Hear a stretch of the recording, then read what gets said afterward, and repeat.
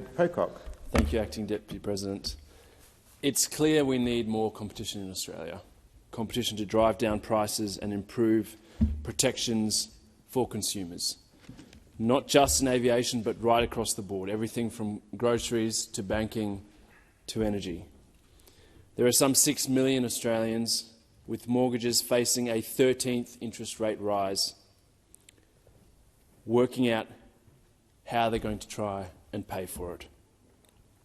In this cost of living crisis, it's so important that where government can take action, it does that as quickly as possible. It's why I worked constructively with the government to secure the urgent reinstatement of the ACCC flight monitoring. This monitoring should never have ceased.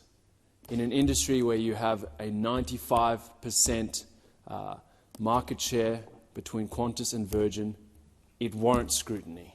And I would argue that that sort of market share is a failure of politics here in Australia, not ensuring that that does not happen.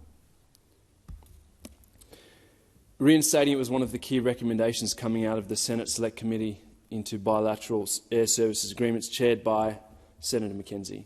And Senator McKenzie and Senator Sheldon, Senator Dean Smith and many others did really good work on that committee. I supported the establishment of that inquiry and am grateful for the opportunity to have participated in it. At the conclusion of it, getting outcomes was my focus, and now having the ACCC monitoring in place and backdated till the 1st of July is a real outcome for not just people in the ACT, but Australians who have been price gouged when it comes to flights. Here in Canberra, we have the highest cancellation rate in the country. You've got companies like Qantas who deny allegations of slot hoarding and using their monopoly power, but the evidence seems to contradict what they're saying.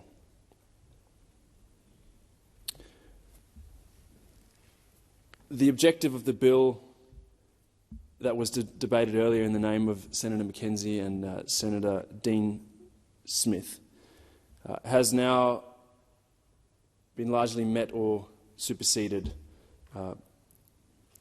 The Treasurer has now signed a direction to the ACCC to monitor prices, costs and profits relating to the supply of domestic air passenger transport services and of related goods and services, and this is now on the register.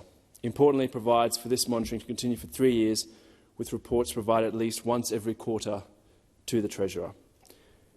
The instrument gives the ACCC the information gathering powers it needs, and the government is also resourcing it to do the job. I'm advised the ACCC will be able to look back to the 1st of July and will also be able to examine broader issues such as disability access, which is a very welcome development. One of the things that the committee did uncover was the very valid concern around access to Parliament House. Access is a good thing, but we should know who is granting access to whom. We learnt that the former Minister, Michael McCormack, and the current Minister, Catherine King, both sponsored access all areas passes to Parliament House to Qantas lobbyists, to Qantas employees to come in here and meet and do their thing, and they seem to have been very effective. I would argue it's in the public interest for Australians to know that the ministers who make decisions that affect companies like Qantas are themselves giving Qantas lobbyists access to this building. They're not on the lobbyist register. They're in-house lobbyists. They hit security, they swipe, they're through, they're walking the corridors, they're hanging out at Aussies.